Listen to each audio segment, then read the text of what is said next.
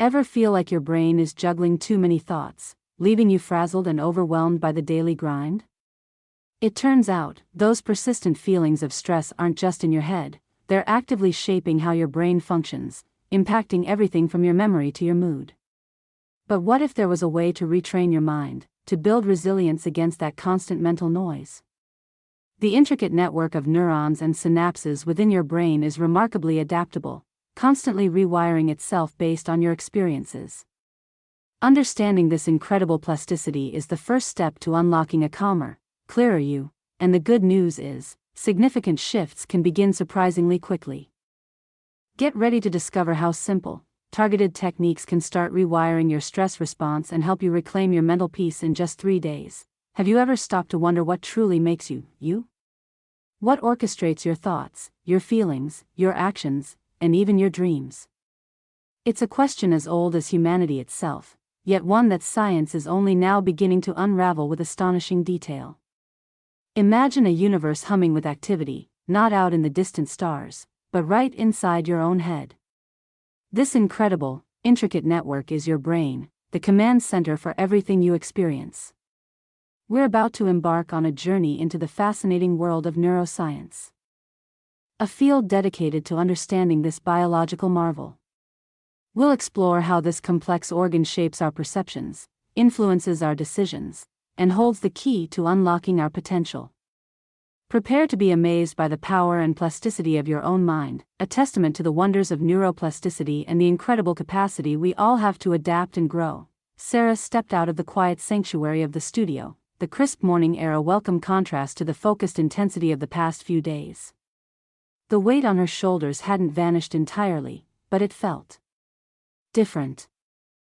Sharing this video helps us reach a wider audience, and we'd love to hear your thoughts.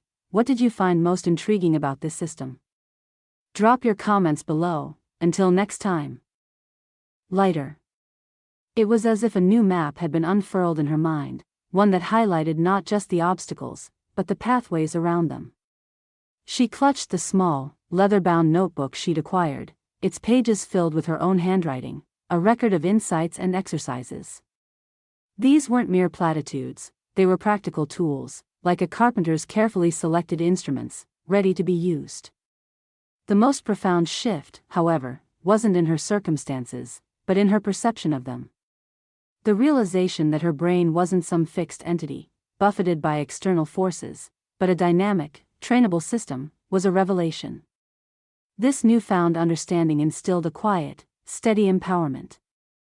A subtle but significant shift in her internal compass, preparing her to face the familiar currents of her everyday life with a newfound resilience and a sharper, more centered focus. The principle of neuroplasticity, the brain's remarkable ability to reorganize itself by forming new neural connections throughout life, forms the bedrock of this profound internal transformation. This isn't an abstract concept, it's a biological reality that dictates how our experiences, thoughts, and actions directly shape our brain's structure and function. For her, this understanding moved beyond theoretical knowledge to practical application. It meant that the neural pathways that had previously cemented patterns of reactivity and distress were not immutable. Instead, they were pathways that could be intentionally rerouted, weakened, or even replaced with more adaptive ones. This active engagement with her own neurology, guided by a commitment to change, began to fundamentally alter her cognitive landscape. This process is analogous to training a muscle. Just as consistent physical exercise strengthens specific muscle groups, consistent mental engagement with new perspectives and coping mechanisms strengthens particular neural circuits. The brain, like a muscle, responds to demand. By consciously choosing to focus on constructive thoughts, practice mindfulness, or engage in problem solving in a deliberate manner, she was, in effect, creating new neural highways while allowing older, less functional ones to diminish through disuse. This wasn't about suppressing negative thoughts, but about building a stronger, more robust capacity to respond to challenges from a place of greater control and less automatic reaction. The impact was a noticeable decrease in the visceral intensity of stress responses, replaced by a more measured and considered approach. Furthermore, the neurochemical underpinnings of this shift are crucial. Engaging in activities that promote well-being, such as regular exercise, social connection, and engaging in fulfilling tasks, stimulates the release of neurotransmitters like dopamine and serotonin. These neurochemicals play a vital role in regulating mood, motivation, and reward, effectively creating a positive feedback loop. As she incorporated these practices, her brain's internal chemistry began to recalibrate, supporting sustained feelings of calm and optimism. This wasn't a temporary fix, it was a biological adaptation driven by her behavioral and cognitive choices. The brain, in its inherent plasticity, was responding to a richer, more supportive environment, both internal and external. This journey, therefore, represents a fundamental re-engagement with the self. Not as a passive recipient of circumstance, but as an active architect of her own mental and emotional architecture. The ability to consciously influence the brain's architecture through consistent, intentional practice offers a powerful model for understanding personal growth and resilience. It underscores the fact that our capacity for change is not limited by our past, but by our willingness to engage with the principles of neuroplasticity. This understanding empowers individuals to move from a position of feeling overwhelmed to one of proactive engagement with their internal world. If you found this explanation insightful and want to delve deeper into the fascinating mechanisms of the brain and how we can harness its potential for personal growth, please hit that like button. Don't forget to subscribe to stay updated on our latest explorations into psychology and neuroscience. Sharing this video is a great way to help others understand these concepts. And most importantly, tell us in the comments, what aspects of neuroplasticity have you found most impactful in your own life? The inherent adaptability of the brain. A phenomenon known as neuroplasticity extends beyond mere learning of new skills. It fundamentally influences how we process information and, consequently, our emotional responses. When faced with novel stimuli or challenging situations, the brain doesn't operate with a fixed set of pathways. Instead, it dynamically reconfigures its neural networks. This reconfiguration is not a passive process, it's an active engagement where existing connections are strengthened or weakened, and entirely new connections can be forged. This continuous rewiring is the biological substrate for our capacity to change our perspectives and develop new coping mechanisms. For instance, in therapeutic contexts, understanding this principle allows for targeted interventions designed to shift maladaptive neural patterns. A consistent practice of mindfulness, for example, has been shown through neuroimaging studies to alter brain regions associated with attention and emotional regulation, supporting the idea that conscious effort can physically reshape neural architecture. This dynamic alteration of neural circuits is not limited to conscious learning. Unconscious processes also significantly contribute to shaping our perception and reactivity. Memories, particularly those laden with strong emotional content, are not static recordings. They are, in essence, neural patterns that can be reactivated and, in doing so, subtly modified.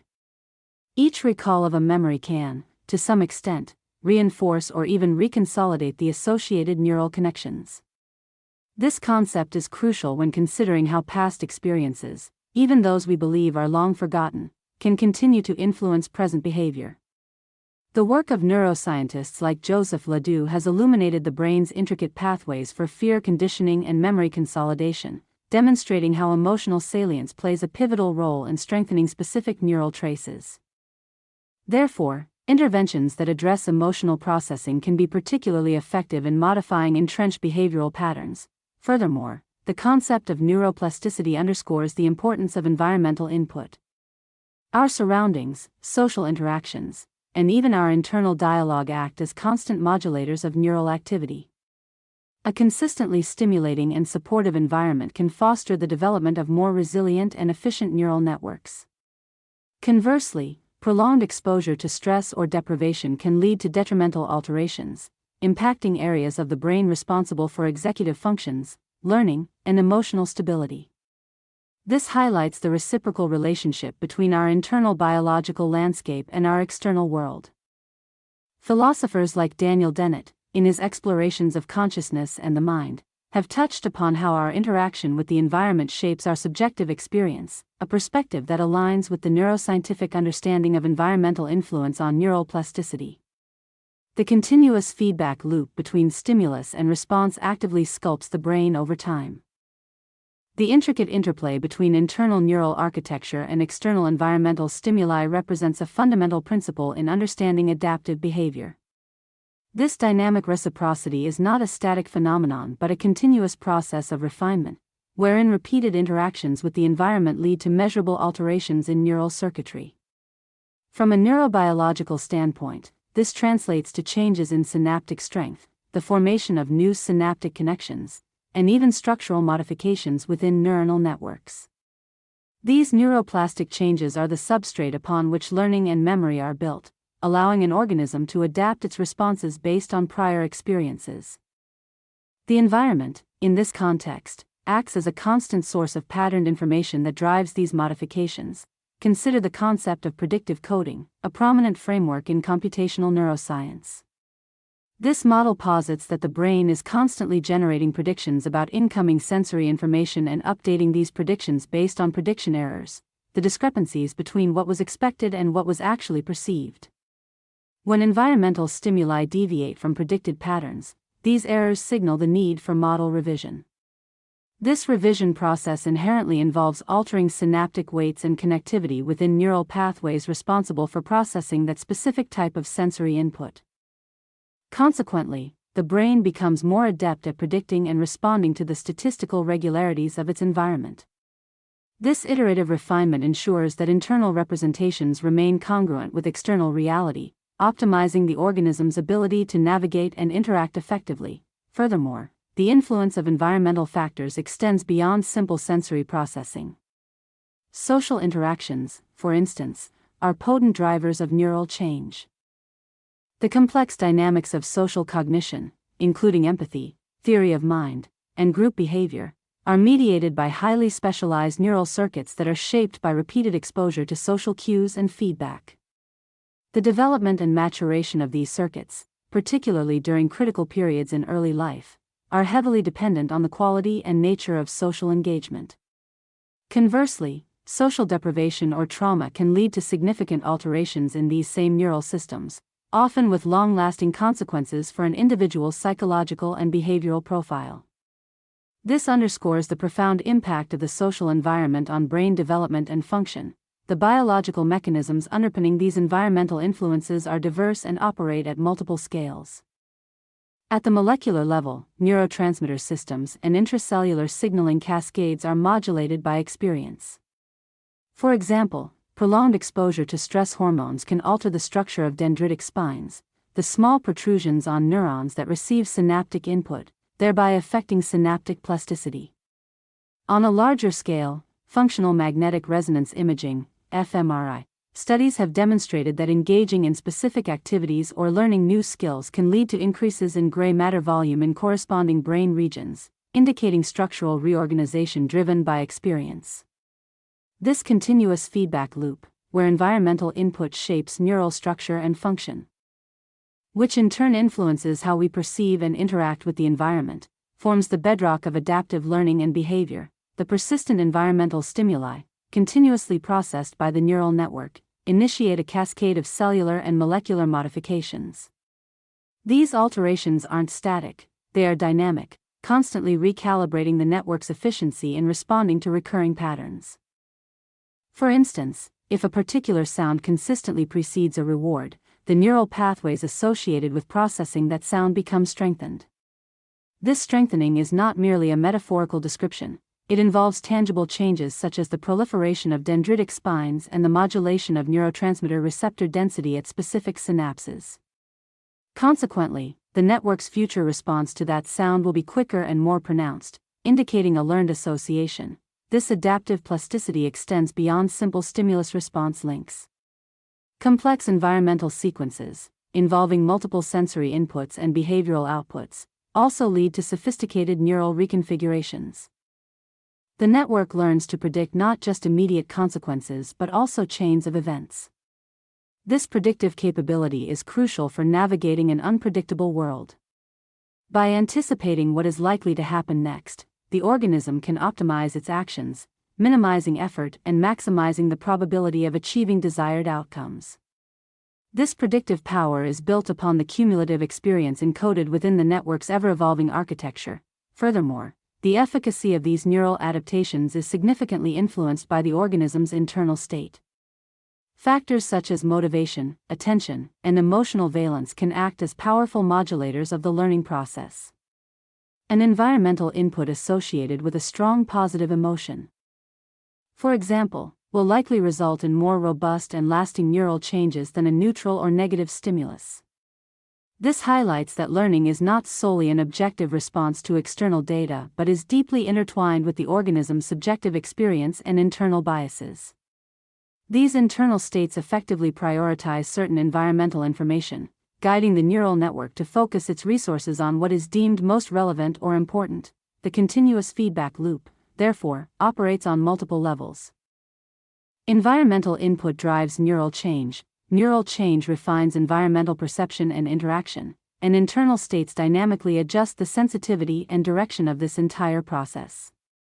This intricate interplay ensures that the organism remains attuned to its surroundings, capable of modifying its behavior in response to both external cues and its own internal landscape.